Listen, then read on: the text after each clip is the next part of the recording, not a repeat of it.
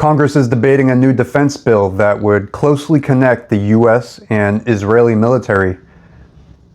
Buried inside Congress's 2027 defense bill is Section 224, a proposal to expand cooperation between the United States and Israel on military technology and defense development. The debate: whether America is strengthening an ally or surrendering a piece of its sovereignty. One of the most vocal opponents has been Representative Thomas Massie. Massie pledged to introduce an amendment removing Section 224 from the bill and framed the issue as one of American sovereignty.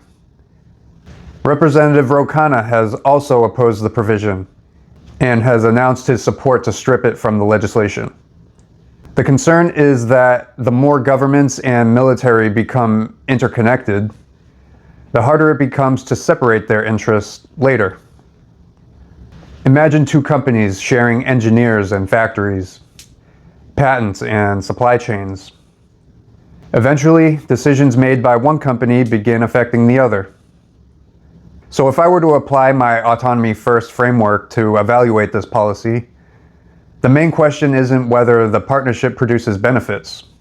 It's whether this deeper military alignment makes it harder for future leaders and future voters to independently set their own priorities. And this is why I think autonomy over benefits is such a solid framework. Because benefits are subjective, and autonomy is not. Whether it's bodily autonomy, property rights, or national sovereignty, this philosophy seems to hold up, with little room for interpretation or disagreement.